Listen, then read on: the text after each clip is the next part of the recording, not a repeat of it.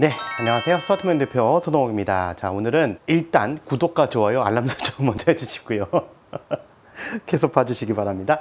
자, 오늘은 VFC 제품 중에 VFC GBB 제품을 사면 꽤나 애먹는 부분이 있습니다. 뭐 별도의 파워 전장치를 떠나서 파워 전장치하고 전혀 상관없이 이상하게 총이 반동은 센데 발사가 안 되는 이런 현상이 나올 겁니다. 또는 발사가 되더라도 뭐 던지듯이 날아가는 그런 현상들이 나올 텐데, 이런 부분 때문에 질문을 하시는 분들이 꽤 많습니다. 심지어 저조차도 신제품이 나왔을 때 이 지금 오늘 살펴볼 엠파스라는 이 기능이 들어있는지 안 들어있는지를 살펴보기 위해서 굉장한 노력을 해야 되는 경우도 있습니다. 이게 눈에 안 보이는 경우가 있어서, 자, 그래서 오늘은 이 VFC 제품에서 특히 권총은 아니고요. 권총은 해당 사항이 없습니다.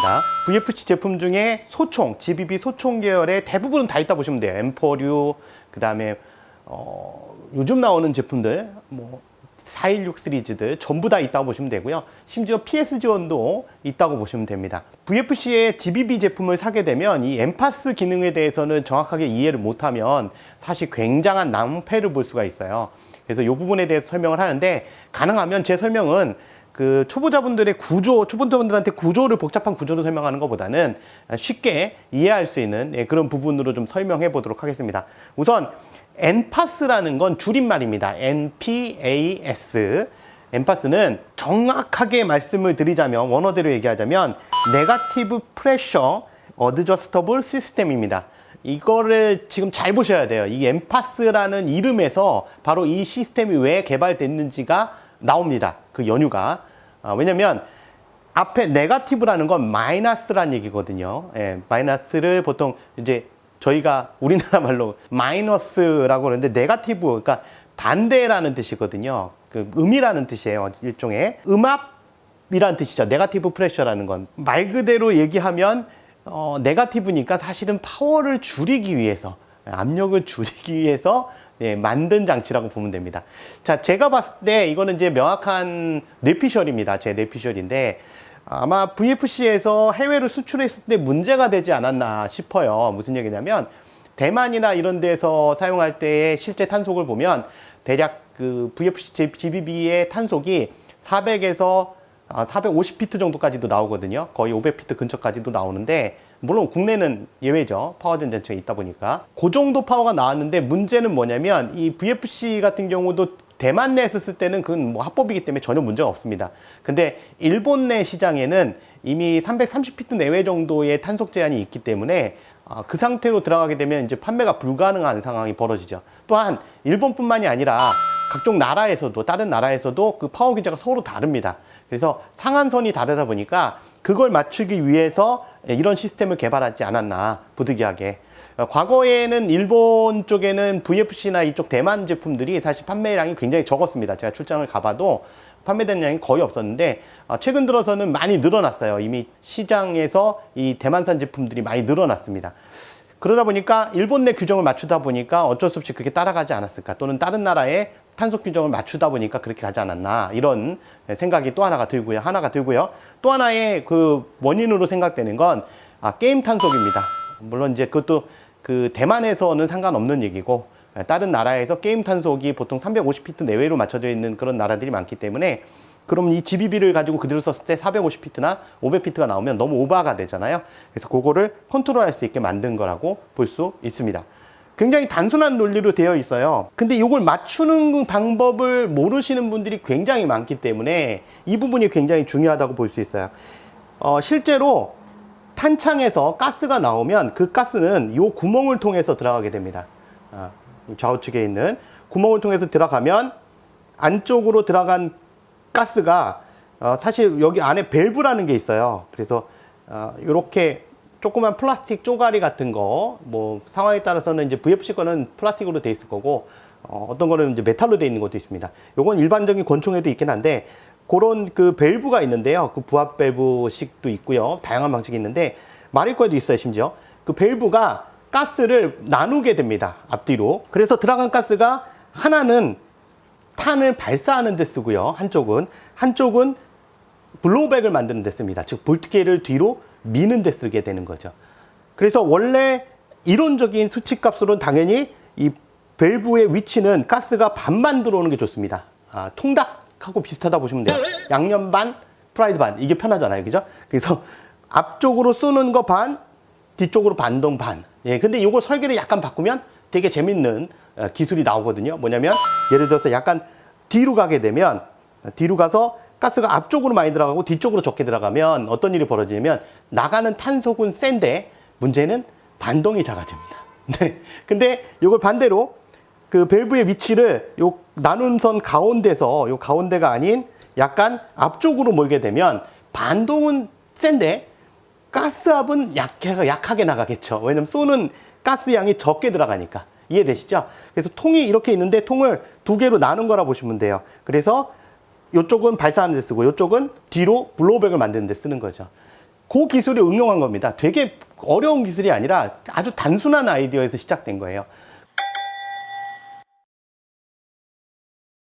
그럼 그걸 어떤 식으로 조절을 할까 생각해낸 게 바로 그 밸브가 원래 위치가 고정되는 거거든요. 근데 그거를 요 안에다가 무드 나사를 박은 겁니다. 무드 나사라는 건 머리가 없는 나사를 말하는 거예요. 그래서 무드 나사로 되어 있는 장치가 안에 들어가 있어서 1.5mm 육각 렌치로 이용해서 외부에서 요 안에 잘 보시면 안에 이렇게 제가 지금 하는 것처럼 잘 보시면 안에 구멍이 있어요. 그래서 딱 넣어보면 딱 걸립니다. 딱 껴지는 게 느껴지고요. 요걸 돌리면 돌아가도록 되어 있어요. 왼쪽이든 오른쪽이든. 보이시죠? 돌아가죠? 지금 어느 위치에 있는지를 보면 요거를 그냥 보시면 안 보여요. 후레쉬를 이용해서 요 안쪽을 이렇게 비춰보시면 은색의 막대기 같은 게 보입니다. 그러니까 선 같은 게, 동그란 선 같은 게 보이는데 그게 그 밸브의 위치예요. 그래서 이 육각 렌치를 돌리면 이 위치를 변경시킬 수 있는 거예요. 그래서 통상적으로 이렇게 똑바로 놓고 봤을 때요. 똑바로 놓고 봤을 때, 이렇게 봤을 때, 예를 들면 반시계 방향으로 돌리잖아요. 반시계 방향으로 돌리면 탄속이 증가됩니다. 대신 반동은 줄어들죠. 그리고 이쪽으로, 즉 시계 방향으로 돌리면 탄속은 감소되는데 반동은 증가됩니다. 그 원리는 아까 말씀드린 그 밸브의 위치가 뒤로 가느냐 앞으로 가느냐 그거에 따라 달라지는 거거든요. 그래서 이렇게 조절하시면 되는 거예요. 되게 단순해요. 그래서 기억하실 건 원리고 나발이고 뭐 다 필요 없고요. 간단하게 그냥 어느 방향으로 돌리냐. 즉 예를 들면 지금 탄속이 안 나와요. 그럼 어느 방향으로 돌리냐면 반시계. 네. 네거티브라는 거에서 그 아이디어를 얻으면 좋은데요. 반시계로 돌리면 탄속이 증가됩니다. 자, 그럼 반시계로 돌리면 어떻게 되나 볼게요. 지금 현재 상태는 약간 앞으로 가 있는 상태인데 한번 돌려볼까요? 반시계로 최대한 돌리면, 자, 반시계로 돌렸습니다. 여러분들은 잘 안 보일 수 있어요. 반시계로 돌리면 뒤로 들어갑니다. 안으로. 그 은색 부속이 이렇게 뒤로 들어가요. 네, 그럼 어떻게 돼요? 앞쪽은 많이 열리고 뒤쪽은 거의 안 열렸죠. 이 상태, 지금은 사실 거의 다 뒤로 들어가 있거든요. 이 상태로 쏘면 반동은 거의 없고 탄속만 휙 하고 나옵니다. 네. 좋겠죠? 반동 하나도 없으니까. 근데 반동이 없으면 어떤 문제가 생겨요? 결국 블로백이 안 된다는 얘기니까 급탄이 안 되겠죠. 이 볼트 캐리어가 뒤로 갔다 앞으로 와야 되는데, 그죠? 근데 이걸 지금 반대로 아까 말한 대로 시계 방향으로 돌릴게요. 시계 방향은 아까 뭐라 그랬냐면 탄속은 감소합니다. 반대로. 네. 그래서 쭉 돌려보면, 자, 돌렸습니다. 돌려서 안쪽을 보면 이번에는 밸브의 위치가 앞쪽으로 가 있습니다. 그래서 앞쪽으로 가 있으면 어떤 일이 벌어지나요? 앞쪽은 안 들어가고 거의 안 들어가고 뒤쪽만 들어가죠. 이러면 어떤 일이 벌어지냐면 반동은 겁나 셉니다. 근데 문제는 탄속이 안 나옵니다. 네. 이걸 응용하면 파워 제한 장치로서도 쓸 수가 있겠죠. 네. 아주 좋은 아이디어이긴 해요. 확실하게. 자, 그러면 여러분들이 제일 궁금한 거 있을 거예요. 그러면 이걸 어떻게 조정해야 되는가? 조정하는 방법은 육각 렌치 이용하는 거 맞습니다. 그리고 육각 드라이버가 사실 편해요.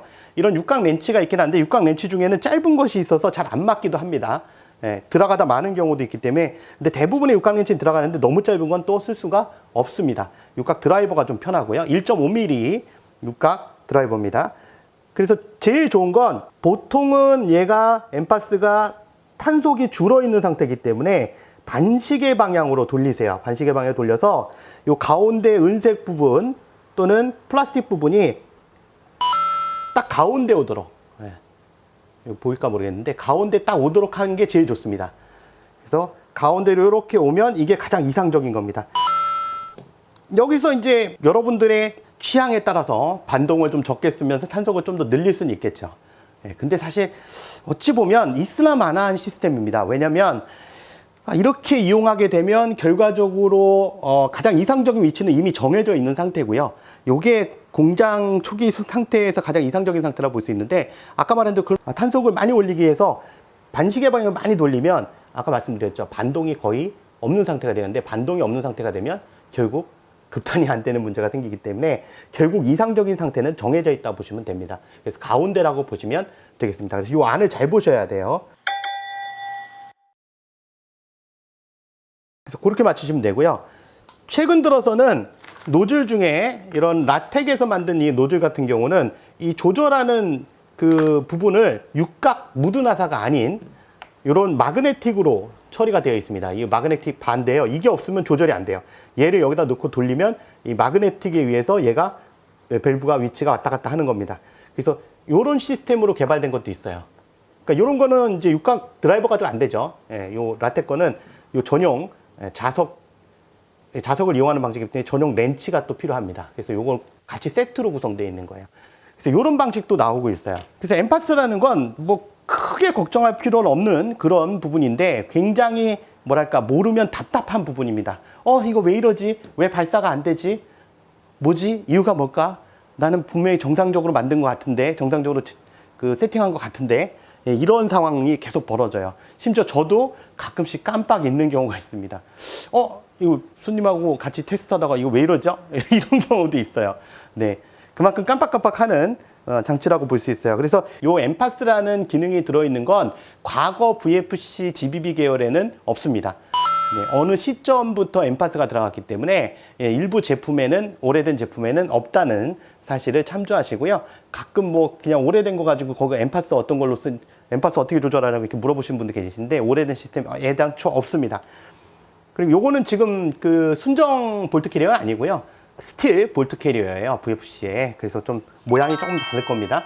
근데 뭐 사실 기능은 다 똑같으니까 뭐 그렇게 어렵게 생각하실 건 없고요. 방식은 아까 말한 대로 동일합니다. 그래서 여러분들이 조절할 때는 보통은 반시계 방향으로 돌려서 1.5mm 육각렌치로 그렇게 조정하시면 된다는 말씀을 드렸고, 원리에 대해서 설명을 드렸습니다. 그리고 잘못 조절했을 때 문제점에 대해서 설명을 드렸습니다. 많은 도움이 되시길 바라면서 지금까지 스와트 모양 대표 서동욱이었습니다. 구독과 좋아요, 알람 설정 부탁드리겠습니다. 감사합니다.